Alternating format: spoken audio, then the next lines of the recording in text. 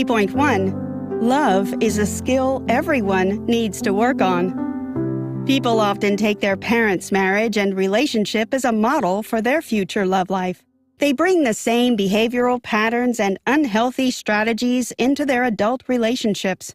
Some people even decide that marriage isn't for them due to the negative examples they had witnessed in childhood. The same happened to Sue Johnson. She was analyzing her parents' approaches to love, and as a little girl, she was disappointed to learn that love brings pain. However, later love pulled her in, and she got married. A childhood interest in love didn't leave her in adulthood. Johnson went on to study psychology and eventually began working with couples at the University of British Columbia in Vancouver. Mesmerized by the intensity of their struggles, she decided to learn through their experiences. Exploring the conflicts, she found that romantic relationships are based on emotional connections without any intellectual grounding. So basing relationship advice on insights alone isn't effective. Studying warring partners, she and her thesis advisor, Les Greenberg, developed a new type of couple therapy called emotionally focused therapy. Their research proved the higher effectiveness of the EFT as opposed to other types of therapy, fewer conflicts between partners, while the satisfaction with the connection and closeness grew. The key is to change your view of your relationship and accept that you are mutually attached to your partner emotionally, just like children are to their parents. The EFT approach helps to sustain and nurture relationships and deepen the understanding of love connections. With its help, you can build a long-lasting bond or cure your current one. Stay tuned to discover more about EFT, as well as helpful advice on how to ensure your relationship will last a lifetime. To strengthen the connection, you need to be open, attuned, and responsive to each other. Key point 2. Your relationships with others contribute to your total well-being. People often overuse the word love in culture, media, marketing, and everyday conversations. However, they can't agree on its definition. Whether it's a win-win bargain, a sentimental construct invented in France, or a biological need. Even though love is at the top of human needs nowadays, it remains a mystical feeling in many ways. The main reason why romantic relationships stand out today is that humans tend to live in more isolated conditions than they did in past centuries. We spend more time working and less time communicating with other people. Therefore, your partner becomes a significant part of your life and affects your moods, behaviors, and physical health. People prioritize happiness in love over career and financial success, but don't know how to build a relationship that can satisfy this need. The past 20 years have changed the human perception of love as a need for reproduction. Instead, a love bond with a significant other is a source of safety from the ups and downs in our lives. British psychiatrist John Bowlby had a new idea opposing the widespread belief that patients' psychological issues stem from their internal conflicts. He claimed that problems often come from real connections between people. After a series of experiments, Bowlby developed the attachment theory, which explains that people's behavioral patterns and strategies in adult relationships with others are based on the quality of childhood bonds with their parents. Studying Charles Darwin's evolution theory, he came up with the idea that romantic relationships are a crucial survival technique. At the time, the public rejected his arguments as relying on others seemed immature. Later, psychologists Phil Shaver and Cindy Hazan found that secure romantic relationships help partners deal with other people and the world. However, both parties require reassurance, emotional availability, and closeness. Insecurity in a relationship leads to anxiety, anger, and avoidance. The quality of a relationship is essential, as unhealthy bonds can cause mental problems, while a secure connection releases tension and can ease physical pain and anxiety. Negative relationships are bad for your health, as shown in a study by researchers at Case Western Reserve University, Cleveland. For example, those unhappy in marriages are 3 times more likely to have a heart attack. Key point 3. If you want a happy relationship, you need to keep working for it. When a couple faces distress, it could be because they don't feel emotionally safe with each other, and the fights are veiled protests over their emotional disconnection. The anger, criticism, and demands are desperate pleas to reestablish a safe connection. Neuroscientist Joseph Ledoux explains that losing the connection with your loved one jeopardizes your sense of security and triggers an alarm in the brain's amygdala. People are afraid of having disagreements with their significant others as they don't want to worsen the connection. Couples with weak relationships experience overwhelming fear that makes them demanding and clingy or causes them to detach and protect themselves. Moreover, partners unconsciously use strategies to cope with the fear of abandonment. Extended periods of disconnection bring more negative communication to a couple's lives. Tense exchanges between you and your partner can evolve quickly and become chaotic if you don't slow down to see the turning points and weigh up your options. Bowlby explains that when you feel uncertain or vulnerable in the world or sense a threat to your relationship, it's a sign that your relationship is going through attachment problems. Ted Houston, in his research, proves that when marriages fail, it's not a result of increasing conflicts. Instead, it's caused by decreasing affection and low emotional responsiveness. Matters of tension are less critical, but the lack of intimate interactions plays a key role, as people need more responsive communication. Therefore, EFT hinges on 7 conversations that can help to activate emotional responsiveness, which is vital for keeping love alive. 1. Identifying demon dialogues. 2. Recognizing raw spots. 3. Returning to rocky moments. 4. Holding tight. 5. Forgiving. 6. Bonding through physicality. And 7. Keeping your love alive.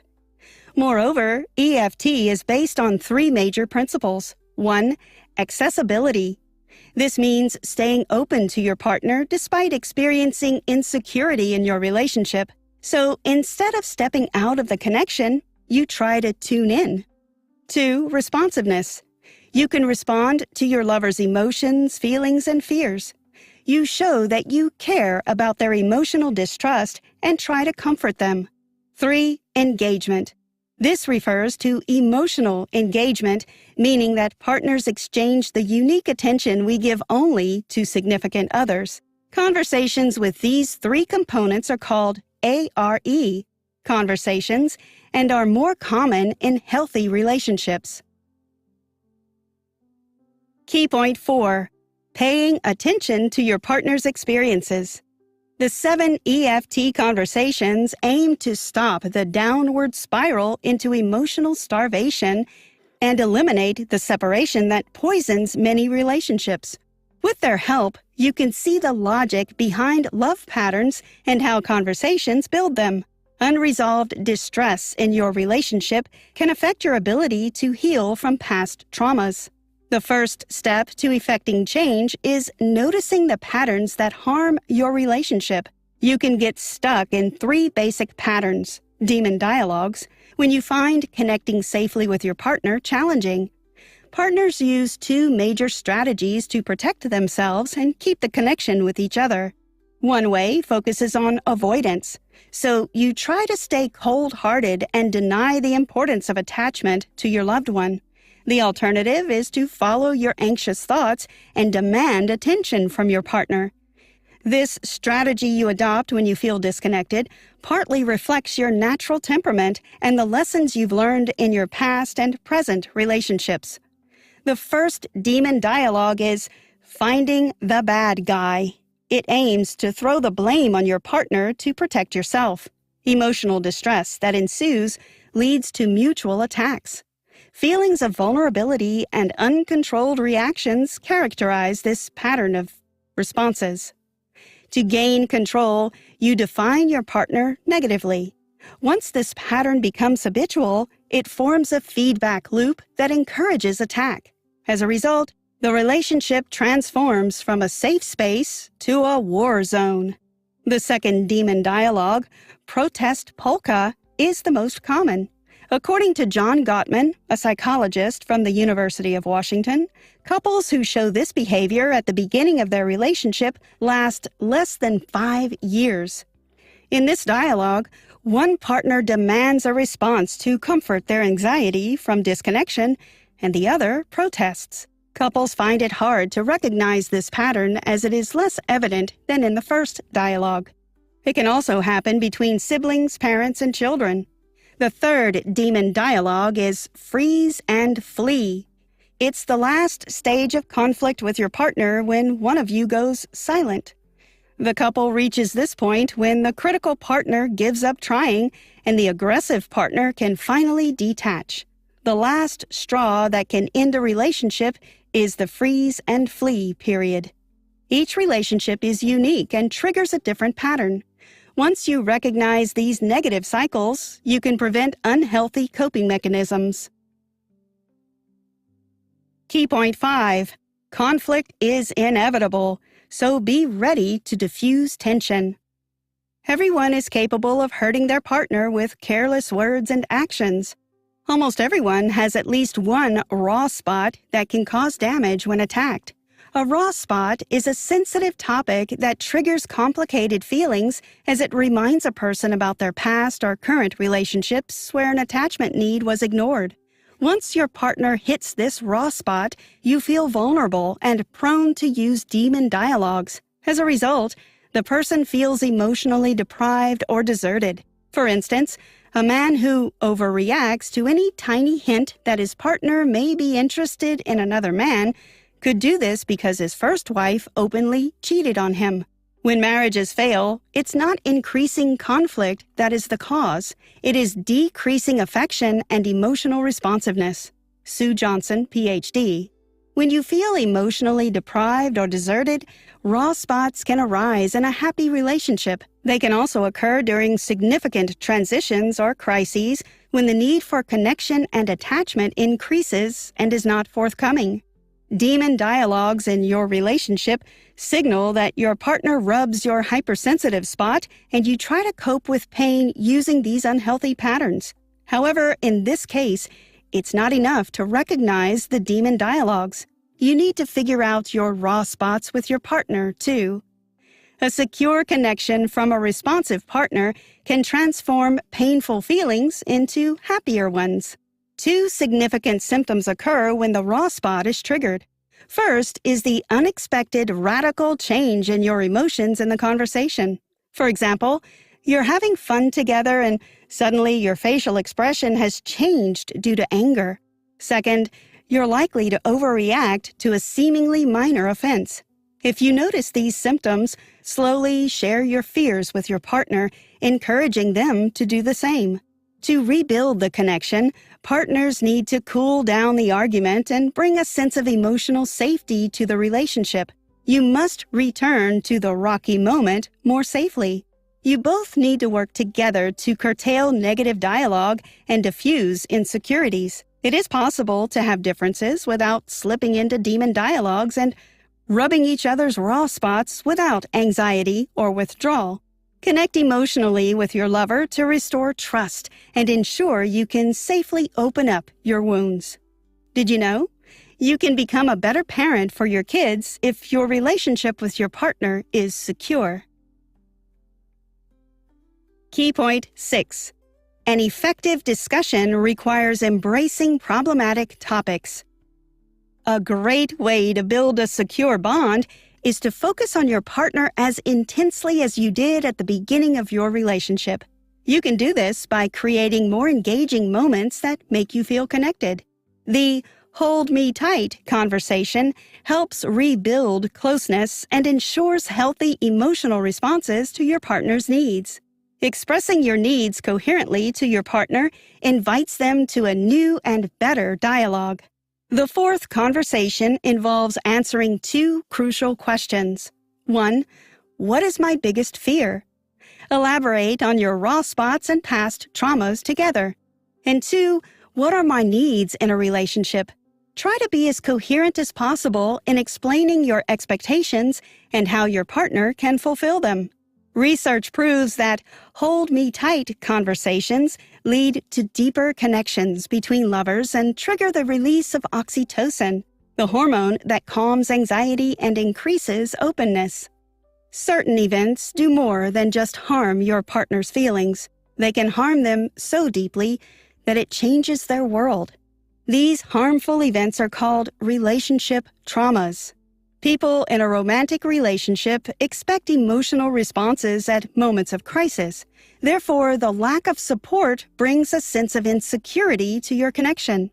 The way out of such traumas lies in healing them with your loved one, which brings us to the next conversation, forgiving.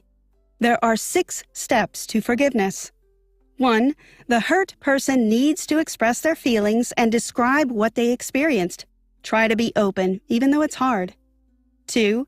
The one who injures needs to show empathy and be emotionally present. 3. Partners have to reassure each other of their support. 4. The injurer must take responsibility for the wound caused and show that they regret it. 5. It's the moment to have a hold me tight conversation to reconnect after being hurt. And 6. The lovers must agree on a new version of their story that captures the traumatizing event and creates new dialogues.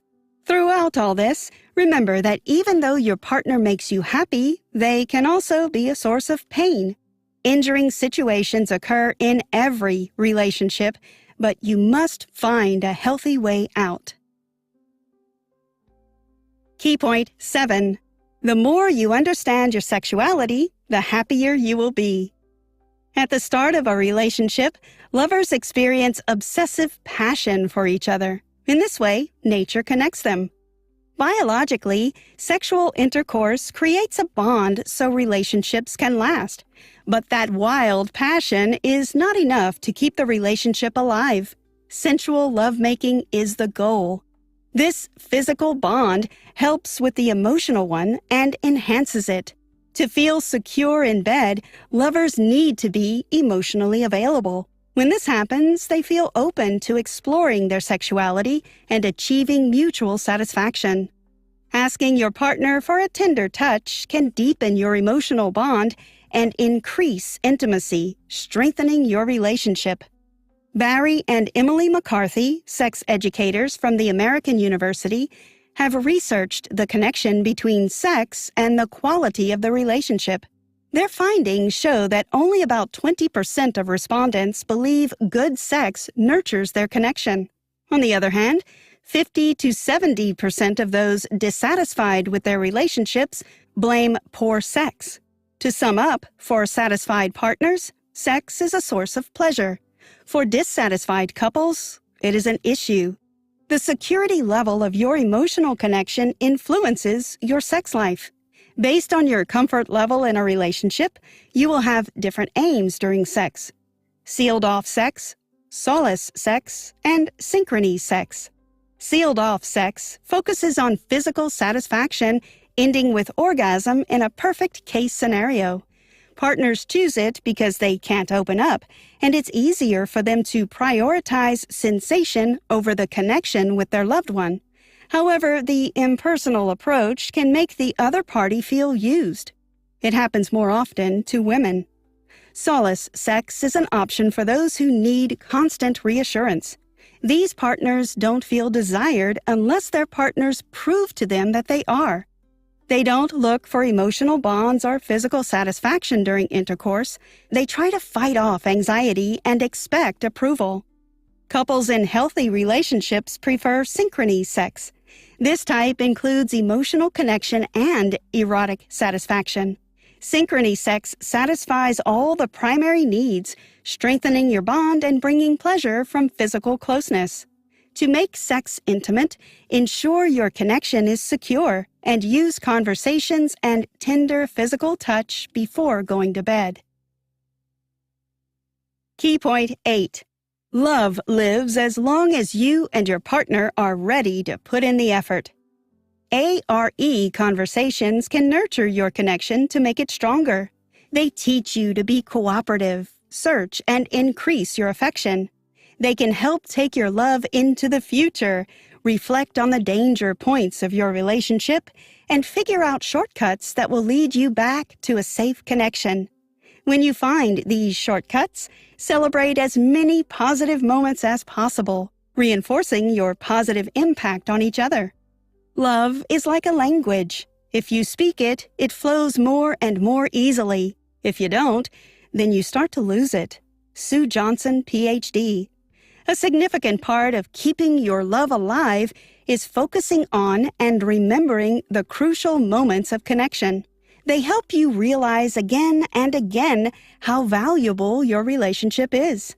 Rituals can also be helpful, especially when you undergo separation. By using them, you can reassure each other. Rituals could be regular date nights, hugs, vacations, or whatever brings you closer to each other.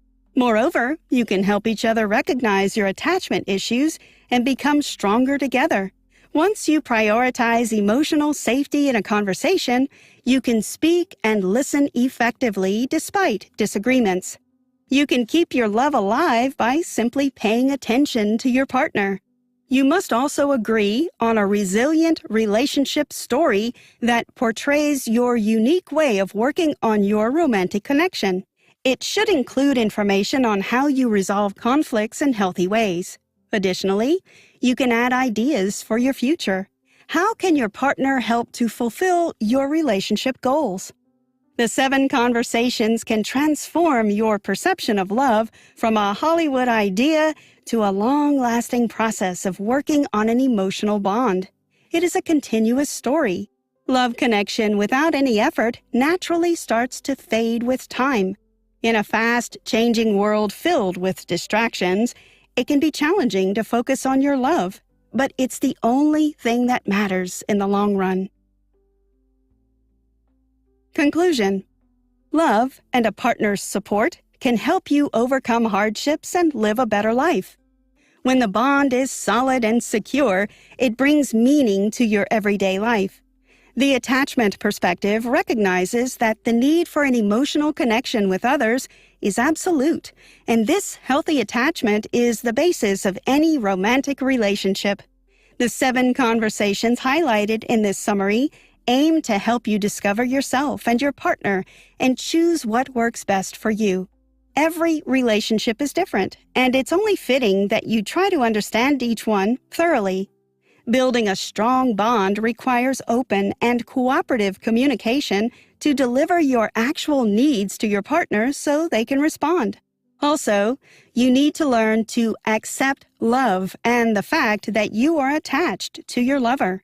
In romantic relationships, people often hide their needs and fears, deciding not to open up fully to their partner. It takes time to build a steadfast commitment and learn how to fulfill each other's needs, but you must accept that love lasts when you constantly put forth the effort.